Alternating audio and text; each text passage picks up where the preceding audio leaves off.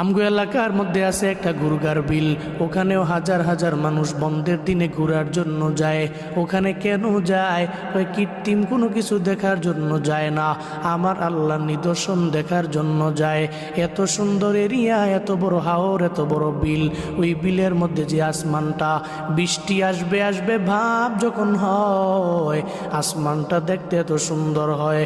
এটা তো আমার আল্লাহর বানানো, এটা আল্লাহর সৃষ্টি। এটা দেখার জন্য মানুষ যেখানে এটা পায় ওখানে দৌড়াইয়া যায়। শুধু তাই না রে বাবা, মালদ্বীপে আমি নিজের চোখে দেখেছি আমার আল্লাহ কি সুন্দর করে দুনিয়াটা সাজাইলেন। যেই বান্দা মুমিন হয়ে যায়, ওই বান্দা যখন দেখে এত সুন্দর পরিবেশ, ওই পরিবেশটা দেখার পরে বান্দা নিজেকে আর ধরে রাখতে পারে না। আল্লাহর প্রতি যে ঈমান, আল্লাহর প্রতি বিশ্বাসটা তার বেড়ে যায়। এজন্য বলি, চিন্তা হবে মাখলুক নিয়ে না।